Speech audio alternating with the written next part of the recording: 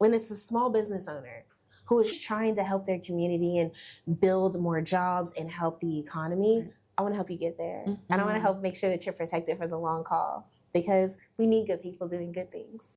The What's Good Podcast.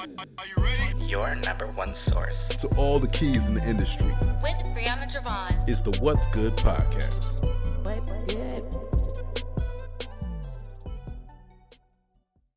Hey, ladies and gents, this is your girl, Brianna Javon, and we are here with another episode of What's Good Podcast, and we are in season 10. We are talking all things wealth management, financial literacy, all the above.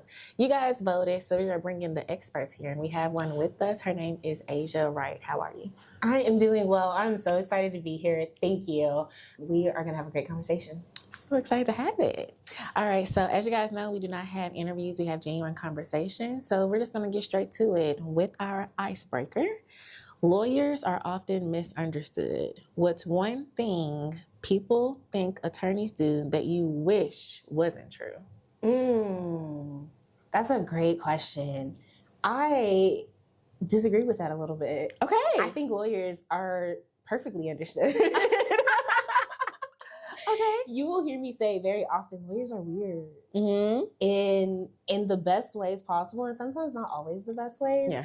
But I will say for me particularly, I like to break down the construction and the notion that it's going to be a difficult conversation or it's going to be a stringent and very strict conversation. I'm probably one of the most unserious lawyers you'll ever meet, honestly speaking.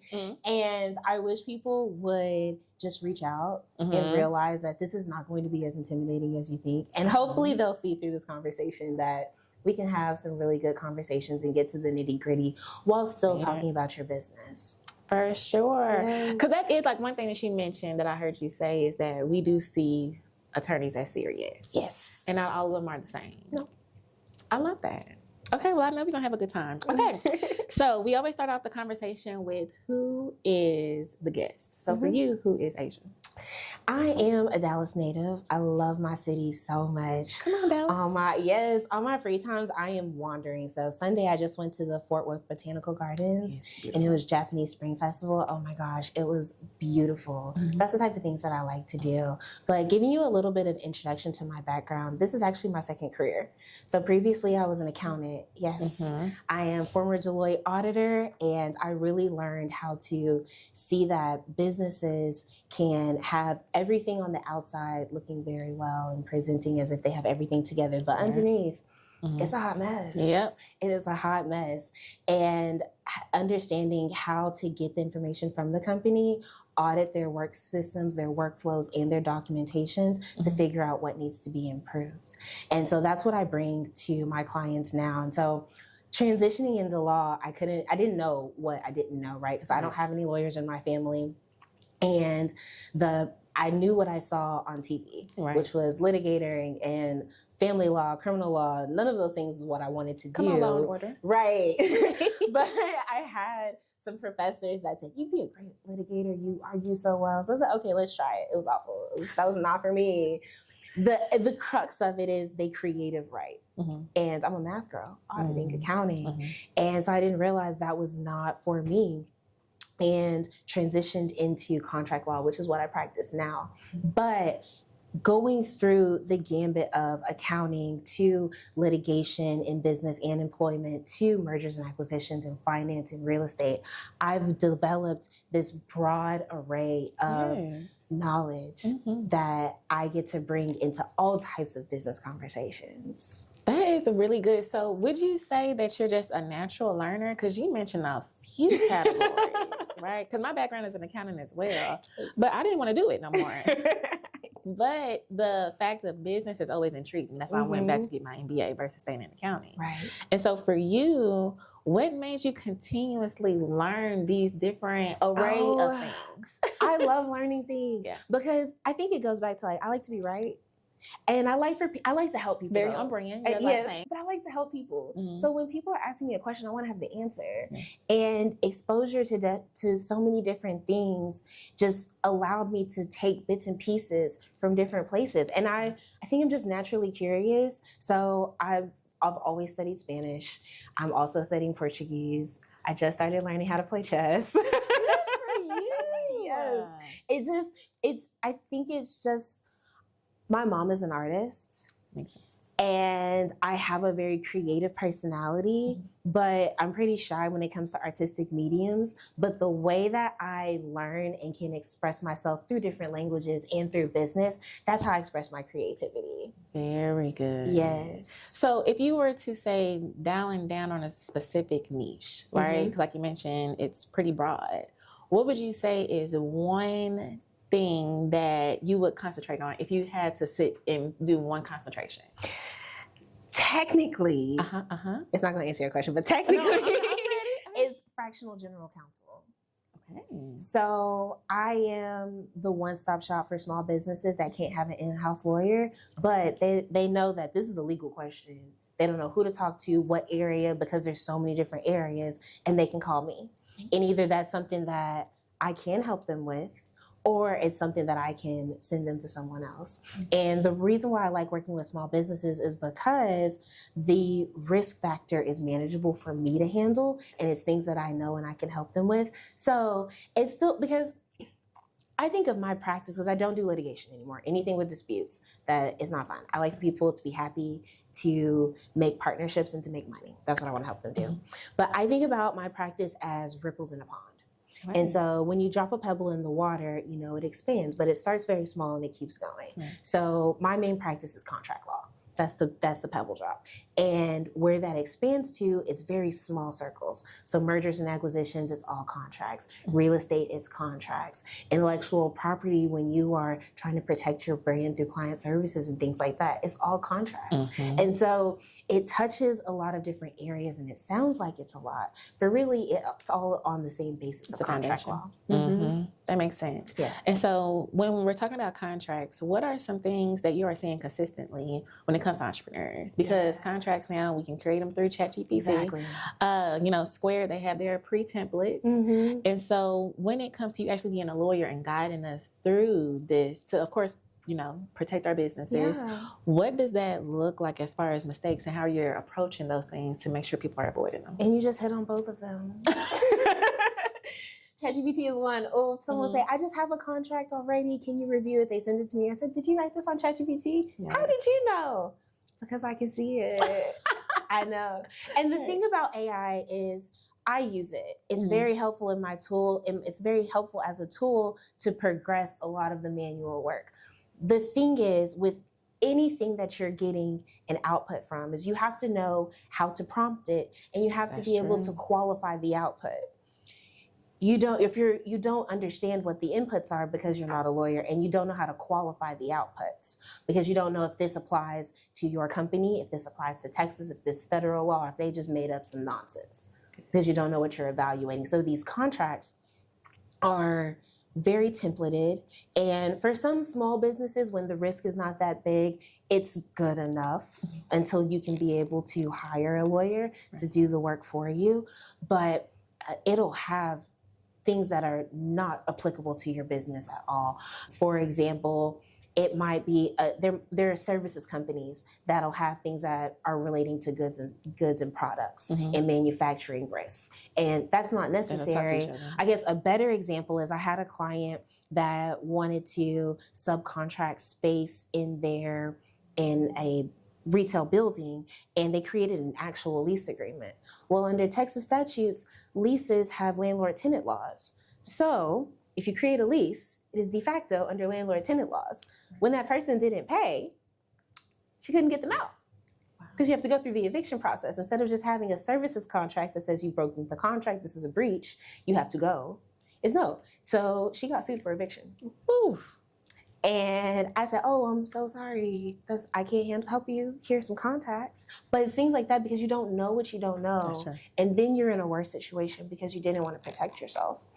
The other thing is templates. Templates are great. I am very much an advocate for small business owners. I will tell small business owners, you don't have the risk yet to hire me. It's not worth the cost. Right. Here's what you do until then. And then when you hit this point, then please call me to make sure that we don't get you into a bigger situation than you need to be. With templates, they're great for when you're starting out. One, your business is not that diversified. You don't have that much risk. And I just really quickly, that's how I teach people when you need an expert is how much risk are you exposed That's what's to? going to be my next question. Okay. Yeah. So we'll get to there in a second. But the templates are for low risk, low diversity. This will apply to a broad spectrum of businesses in the industry, and this will get you started. So going back to my audit background, what I do is when I have clients that come to me for general counsel services, we take a look at where they're starting, what their workflow is with their clients. Oh, that's good. Yes. How they onboard their clients, what their structure is of their business. And I look for revenue leaks. I look for the risks and say, okay, the business is not structured properly. Let's fix that first. Then let's look at your workflow. This right here, this is how clients stop paying you. Are you having issue collecting on your invoices? Yes. Okay, I see it. And so in these contracts, they're not built appropriately to tailor to that client's business. And so they're not able to enforce it. Wow. That is so good, Asia. Because right now, the listeners know I'm in the Goldman Sachs program. And that Congratulations. Thank you so much. And we're learning as far as like operations and of course the financial statements and does it make sense with what you're doing? Is it actually in the market? And so you dialing in on the actual process. Yeah. Because operations can mean differently to people, right? But you're actually going through the structure and saying, hey, these are loopholes. This is how we cover those things up in order for your business to function properly. Yes. I think that is a big difference because I didn't know lawyers go like talk about those type of things. I think it depends on your lawyer. Right? And having those important conversations, what you don't know is what you don't know. Yes. So I do want to talk about, for one, the risk factor and what does that look like for a consultation?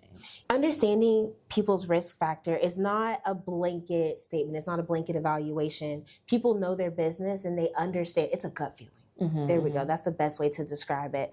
So when you're just getting started, you know how much revenue is coming in and you know how much time you're putting in. You know what the risks are. If somebody doesn't pay, what's going to happen to you? There gets a point where you start to feel a little itchy, a little triggery, where I don't know if this client is going to pay me. Right. Even though I have a contract, what happens next? Or what I hear is like, I'm about to go into Whole Foods. I don't know if I'm ready. It's the exposure of how much money could you get realistically, not just because I'm on social media, but you're about to enter into a larger contract. You're about to be in front of thousands, hundreds of thousands of people. Is your business protected and are you protected in your business? So that is the exposure part of risk. The internal governance is your business set up correctly? Do you have all of your governance documents? Do you have contracts that cover your workflows? Do you have the personnel who you trust to help you carry forward all of these things? And once you grow, is there anyone that can attack your business internally that knows what's going on and where the bodies are hidden? Because partners and contractors are the two biggest areas that people don't realize can also be a risk to your business. That is true. The access. Yes. I am working on a stock buyout with a client right now. His partner, he and his partner are no longer doing business well together. And so he wants to buy him out. The guy still has access to his email and is taking some clients. Wow. He and me and the attorney are trying to figure out what's the best way to split the baby. But it's like you're losing money while you're trying to also pay for this guy to leave. And so that partnership, you really have to figure out and do your diligence on who you do business with. And the hardest thing is they don't have bylaws or a partnership agreement. So it's de facto Texas Constitution, Texas statutes, which is unanimous agreement. And the thing that I tell people is like, I will see operating agreements, bylaws that say, if we disagree, we'll agree later.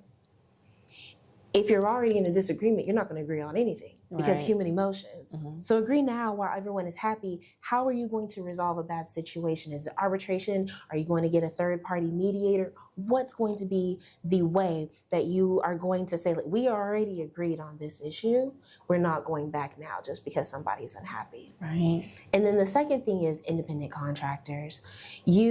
People who are building a small business de facto use contractors because they feel like it's safer. They don't have to pay taxes, payroll, all of the things. However, there are specific laws for contractors and specific laws for employees. If you treat a contractor like an employee and then you grow your company, then they're going to sue you or report you for back taxes and lost wages because they should have been treated as an employee. From the very beginning. And so, yes, from the very beginning. And if you don't pay them, then they can go report you to at least 3 different federal and state organizations. And so people need to understand that there are rules behind the way you treat and govern other people instead of just saying, oh, someone else is doing this. I hear that all the time also. They say, oh, well, my former business partner or my former boss did it this way. And I'll politely tell them, well, I'm sorry, I'm not their lawyer, but I am yours. And I want to make sure that you don't get in trouble because you're talking to me now. That is so good, Asia, because what I'm hearing is don't come to me when it's an urgent situation. Yeah. We need to go ahead and cover these things before it gets that bad. Absolutely. So I know you mentioned the 2 partners. What is on the independent, not so big, because we're talking about stocks and that could be a pretty big company. So as far as like independent contractors or somebody that's actually growing, like you mentioned, trying to get their stuff into Whole Foods, trying to get their stuff into Sam's Club, whatever the case may be, what does those conversations look like before it gets urgent? Like, what are some things that we need to get together? Because even me, I have my own agency. What are some things that we need to get together as far as very basic things? Trademark protection is one of the biggest things. Y'all reached out to you about that? Yeah. We gotta have that conversation. Because it's the risk and exposure. As you start to grow, people start to see your business and think, oh, that looks great. Let me do something like that and change a word, a letter, a color, and play off of the exposure that you're getting. If you don't have your brand protected, then they can do whatever they want. That's true. And the biggest misconception is, oh, I registered with the state, so I'm protected. That doesn't mean anything besides the fact that that name was available to use in Texas. But if you haven't done a trademark search, so unfortunately, I had a client who came to me for trademark protection and we were going to file. And then as I was doing my trademark search, there was a company in the exact same industry with the exact same name. Oh, no. And I changed my entire business model around trademark protection because of that. That was the most heartbreaking conversation I've ever had because the only option for her to not incur higher liabilities is to rebrand everything. And she had just purchased a new shipment of her product. And I just had to hold space for that emotion because there was nothing else I could do. And so now I go around and preach to everyone, please at the very least get a trademark search because I had 3 of those conversations in 1 quarter. Oh. That is a lot. Yes, it's a lot. And I care about my clients so deeply that it broke my heart. Yeah, I can see it in your eyes. Yes. Yeah. And so I went through everything. I was like, let's find another name. And she was trying to make small changes. And the test is confusingly similar. So you have to have a name that no one else is going to confuse with another brand. So I use Dove as an example. There's Dove Beauty and there's Dove Chocolate. Most people, the general public, do not believe that Dove Beauty is creating chocolates or Dove Chocolate is creating soaps and lotions. So they can have the same name and even very similar logos.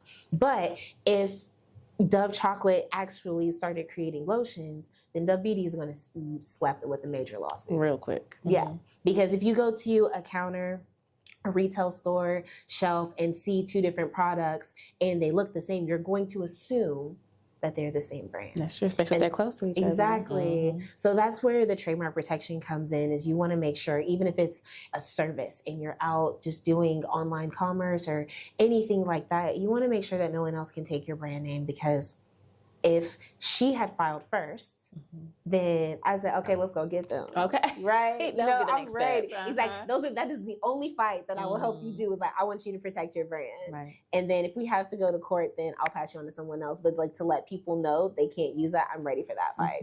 So I want you to get there first. That's good, Asia. Okay.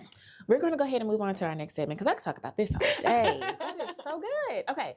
So our next segment is highs and lows. So let's talk about a high. You have given us a lot of case studies, and I am like really excited to hear another high from you. Yes. Anything that we can, clap for you or cheer you on that you would like to share with us? Yes, I have these 3 young women that have a startup brand. And when I first met one of the founders, she just was like, we're so excited about this product, but we have no legal counsel. And we know this is going to be big. People are so excited, but we just need help. I said, okay, let's do it. Rolled up my sleeve. General counsel Asia is here.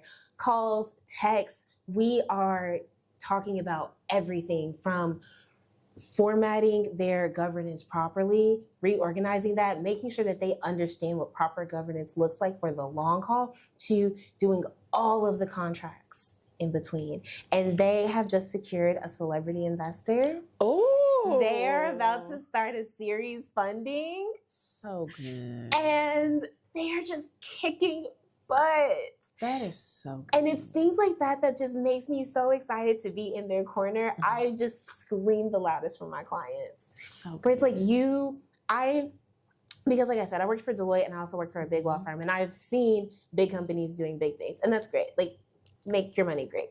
But when it's a small business owner who is trying to be big or just trying to help their community and build more jobs and help the economy, I want to help you get there. And I want to help make sure that you're protected for the long haul, because we need good people doing good things.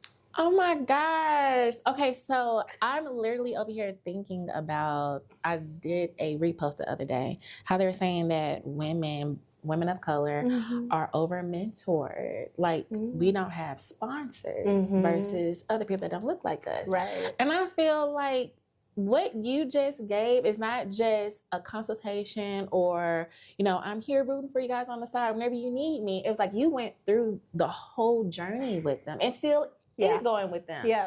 And I love that. Thank you. Like, we really do need more people that sowing seeds versus let me be on the sideline coaching you. Yes. Because we will pay for the life coaches, we will pay for the therapists, we will pay for all these different things, but we're only getting advice. Right. But the implementation and the application of it is what we need. Yes. And I love that for you. Thank you. And I know they are so grateful that you are with them, a part of the team. They are, yes. And It's so honestly, that has been the biggest joy of me being in my own business, because one of the things that caused me to leave and not really want to go back to the law firm atmosphere was there was a guy who wanted to go work for one of his company's clients. And the way his contract was structured, he shouldn't do that. And I wanted to provide advice. Let's figure out a different way. And somebody who I had spoke to said that's a business decision, where his lawyers just give him the legal advice. And I said, well, if someone is coming to counsel, Right. if I have the counsel to give, I would like to give that counsel. And I realized that there's not all environments that are built for that. And so I created an environment that's built for that. Good for you. Yes. Congratulations, Thank homegirl. you. Okay. So on the other side of the spectrum, we say a low. But sometimes it could just be a pivot. It could be a learning lesson. Is there one that you could share with us today? And how did you get past it to get to where you are? Because you're still killing it. Thank you. I'll be a little vulnerable. When I started out, I was not sure that I could do this. I didn't believe in myself. And the reason why I want to be vulnerable is because I want to encourage your listeners especially who are career learners. Yeah. Most of my clients are career professionals and Black women. That's the majority of my clients, and I love that I get to work with them all day, every day. Indeed. And they've been on a journey where they were in corporate and felt less than, felt incapable. And that was me. So I started out charging not nearly enough for my services. And I had clients that didn't respect my work or my time or my expertise that I was giving them at a fraction of the cost because I didn't value myself. And I busted my butt to try to make the life that I wanted at that payment price. And it took me 6 months to realize, and my friends yelling at me and also encouraging me that I was worth more, that I needed to, one, shift into a higher set of people who valued me and my expertise, because I was not feeling fulfilled. And I thought about closing shop. I thought about quitting and going back into the workforce because I didn't think I was capable. And so I had to push through it and say, let's just take a chance, because in my thoughts, if people are not paying, and at the time it was $50 an hour, then who's going to pay more? Is it going to be better? I've had the same thoughts, Asia. Right. Yeah, I get it. Yes, I get it. a lot of us do. Because as Black women in corporate who started our own businesses, it's usually a reason. Yeah. It's usually a story. And so I just took a leap of faith, because I was applying to so many jobs, and jobs that I was really qualified for. Jobs where the general counsel, we were kikiing and laughing in the interviews. I was like, oh, I got this. I'm sorry, no. Excuse me? Yeah. That's never happened before. If we had the type of rapport.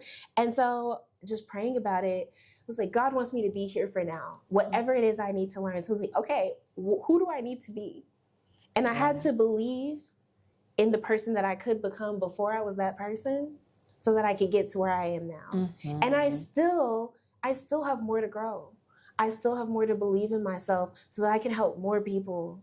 Because I do believe that while I love helping my clients, there is another side of my law firm where there are new attorneys who don't have Deloitte on their background that want to be transactional lawyers, and they don't know how.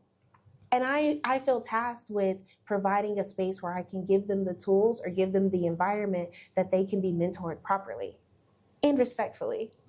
Good. To be able to take this information and go do whatever they want to do, whether that's build their own firm or go in-house or wherever. And so there are lows where I still feel like, am I supposed to be doing this? Am I good enough? And then I say, thank you for that information, but I can do this. So with that being stated, what is one affirmation that you tell yourself? That I can do hard things. Every morning I wake up and I tell myself, you do hard things. And so I will have clients that'll say, you're my lawyer and I need you to do this. And I tell them, I don't have experience with this area, respectfully. And then they say, I believe in you. Awesome. Get it done. Okay. Thank you. And I take a deep breath and I tell myself that I can do hard things. And I have 2 degrees that are figure it out. Yeah. That is what those accounting and the law is all figured out, because it changes so quickly. You just have to figure it out. Sure. And so whether it is in my professional career, whether it's having interpersonal conversations, personal growth, whatever, I can do hard things. So when I get that pit at the top of my stomach that, ooh, this is scary, I take a deep breath and I just go right through it. Come on. Yes. This is so good. Even the journey that I'm on, this is crazy, because even more recently, I am in the process of transitioning into a different customer segment. Okay. Also with that, those prices are going to reflect that customer segment and what they're looking for. So what you're saying is really resonating with me right now currently, is because I've had that thought. If they weren't paying this low price, how are they going to pay this bigger price that we're going up? But it's the value and the confidence, right? You have to actually know that you can deliver, which you know you can deliver because you've been doing it for so long. Yes. But just making sure you're getting right in front of those people that will pay those prices. Yes. So I love this. You are speaking and pouring into me, and I appreciate it. I'm glad.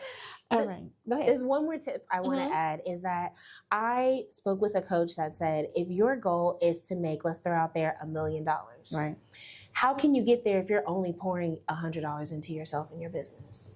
Thanks. And so one of the things that I see with small business owners is that we do not invest in ourselves personally and professionally the amounts that we're willing to get to. And so I've had to take a leap of faith and say, all right, I'm just going to get this platform and God's going to make a way. Yeah. It's going to flow. He knows the price. Yes. And so especially with the personnel that is around you and the tools that are around you, make sure that you are pouring into them and that you have people that are competent. That's true. Because you mentioned this when it comes to the team and having those people around you, because you mentioned your coach. Yes. I love that. And I just feel with having that support system and having those times to talk it through, because we can be in our heads all day. All day long. Okay. And then you're wondering, how did I even get this far and thinking so bad about myself? Yes. But even, of course you got to take yourself out of it, but having somebody on the outside looking in and say, no, you're doing it. Right. You just have to pivot. And I feel like that's what you're doing with businesses too. Like, this looks great, but in order for us to move forward and to scale the way we want to scale and be protected at the same time, we may just have to pivot here and there. Absolutely. We don't have to rebrand the whole thing. Not the whole thing. Depending on where we are, because homegirl has to rebrand. I'm so sorry. Yes. But, it's not always just throw it in the trash is what I'm saying. Absolutely. Sometimes it's just a quick little pivot to get to the next level. Yes. Well, our next segment was one free advice, but I feel like you've been giving advice all day. So we can skip on that segment.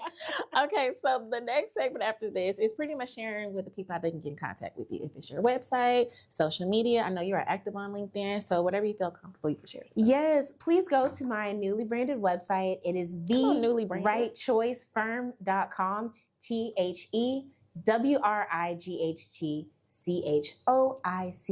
firm.com. You can apply for a founder call. It'll ask you some questions to see if you're ready to work with me. And if there's something that I don't quite do, I've got some resources to send you to different attorneys. But then also, I've got a ton of resources from my YouTube channel, my blog posting, and other ways that you can get the content that you need if you're not quite ready to work with me yet.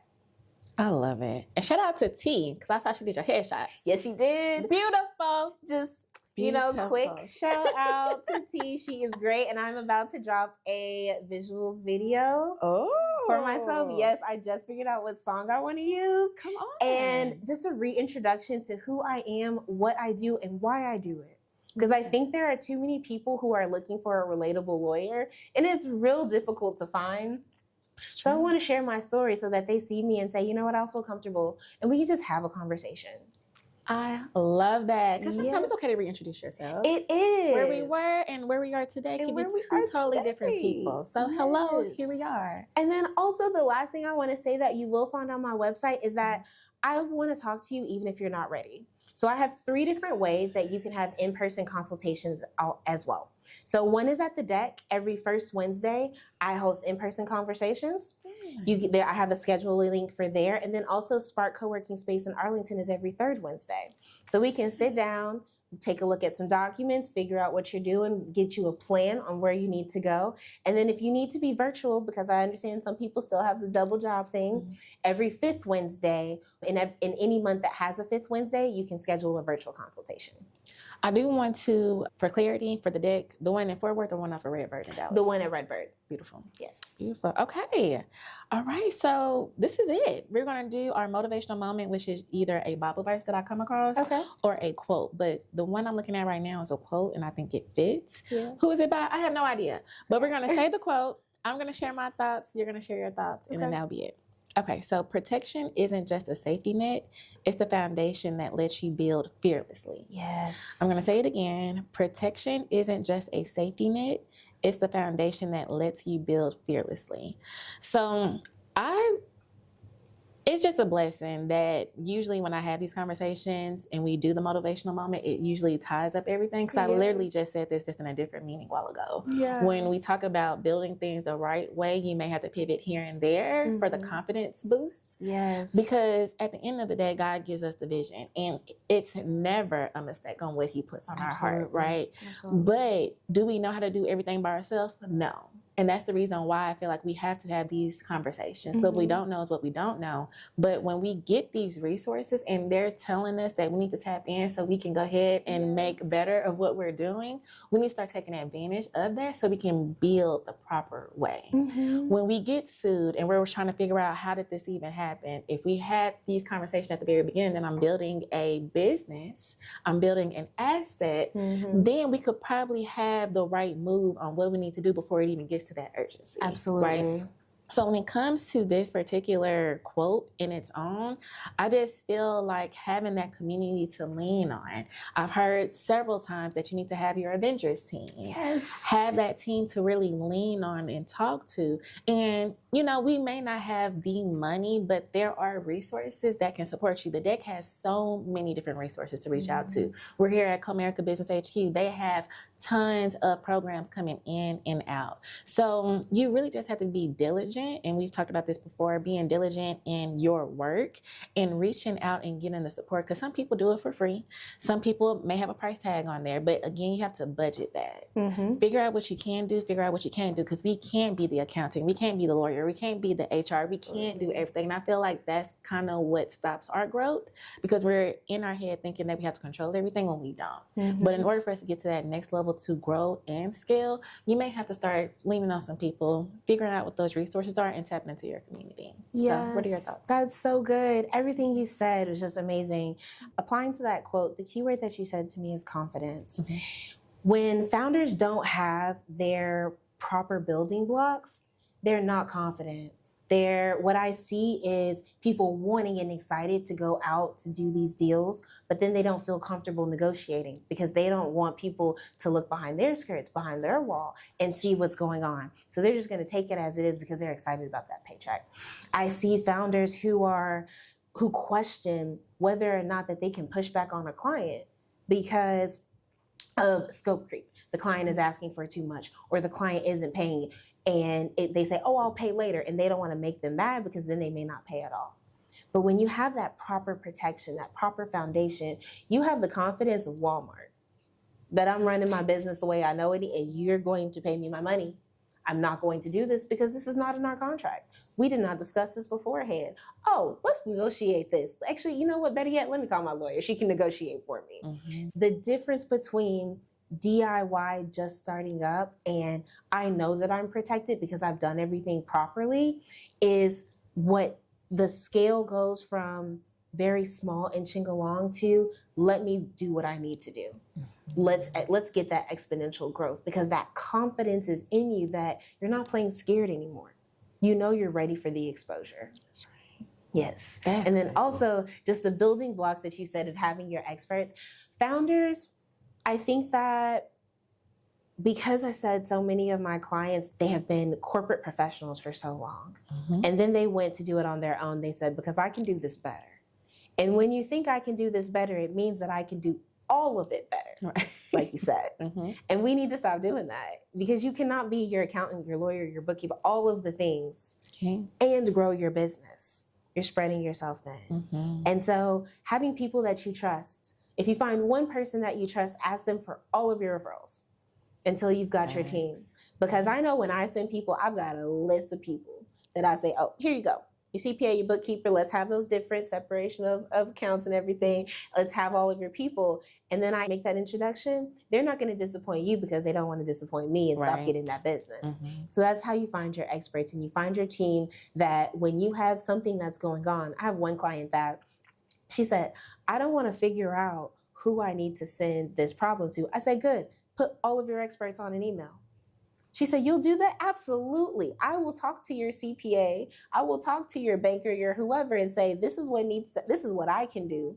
What can you do? We'll figure out what our services are. We can pull together our prices and then present you a solution because I don't want you to translate my law into the CPA or the banker or whatever because there's going to be some loss in translation. Absolutely. Let us talk to each other. We can speak in our own language and then do what's best for you. So good. That is like my favorite. Like I want so many more clients to feel comfortable doing that because then you really have your Avengers team. You just let me call my Avengers. We got you. I love that. Yes. Like we need to all be in a meeting together. Yes, we do. Because why not? Yeah. I never thought about that before.